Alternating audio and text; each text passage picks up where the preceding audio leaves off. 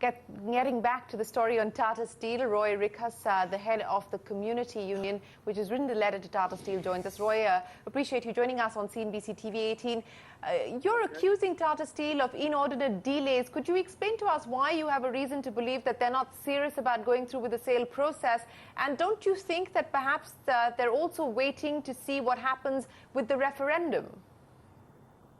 No, I think the referendum is obviously very, very important for the whole of the manufacturing sector in the UK. And I agree with your previous article that I heard there that the UK should stay and remain within the EU. And my union is actively campaigning for that result. However, Tata Steel made the decision to exit the UK 3 months ago, which at the time they made no reference to the EU referendum and did not say that the EU referendum had been a bearing on its decision.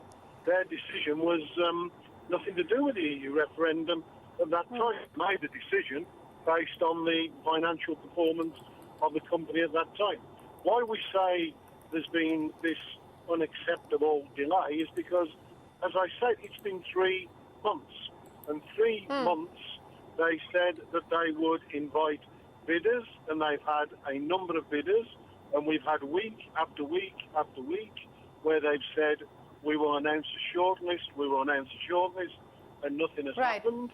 Then say, oh, we might not sell after all, and we might stay. Now, all we're saying today is we've had a meeting with all our union representatives in the UK. There must have been about 60 representatives in the meeting, and they've said they are becoming extremely frustrated, and the workforce want to know what's going on. They have a right to know what's happening Roy, to their families. Do you have any further information, Roy, on whether there is a change of plan and whether Tata Steel is now actually looking to sell the business in part as opposed to the earlier plan of trying to sell it as a whole?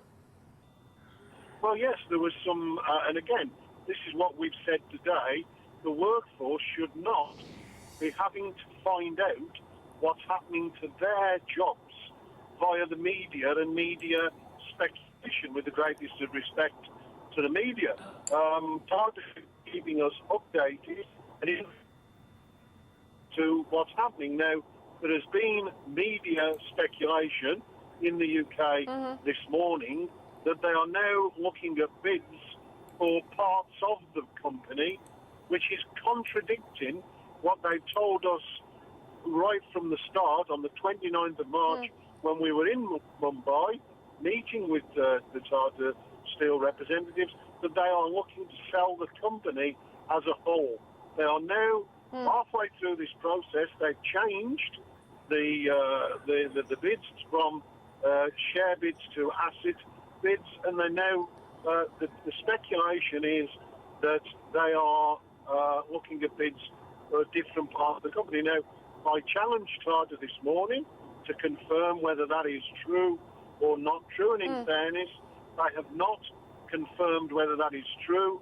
They are saying that that is press speculation, but it is under consideration. So the workforce... So, sorry, Roy, so you're saying Tata Steel has confirmed to you that a sale in part is actually on the table, it is being considered? They're saying that they're considering all their options, they're considering everything, so they haven't confirmed or denied it. They haven't said they're not considering it, they haven't said, but they're saying that they're looking at all their options. So it's possible that they may look to sell the company in part rather than as a whole, which is what they've always said to us previously. Well, Roy, if you have any more information or any confirmation from Tata Steel, we would appreciate it if you would speak with us on any new development in this story. Would appreciate you joining us here on CNBC-TV18. That's the union of Tata Steel saying that they cannot understand the inordinate delay, nor do they understand if there is a change of strategy and whether Tata Steel is now looking to sell the business part by part.